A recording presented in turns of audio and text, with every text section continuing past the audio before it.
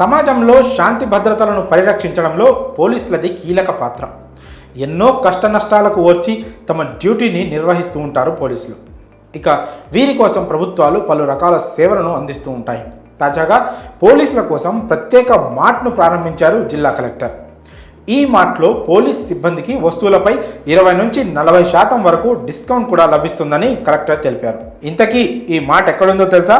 తెలంగాణలోనే ఉంది. పోలీసుల కోసం ప్రత్యేక మార్ట్ను ప్రారంభించారు సంగారెడ్డి జిల్లా కలెక్టర్ క్రాంతి.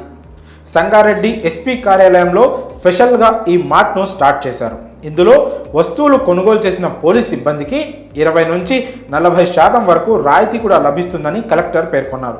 మార్ట్లో నిత్యావసర సరుకులతో పాటుగా ఎలక్ట్రానిక్ వస్తువులు కూడా ఉన్నాయి.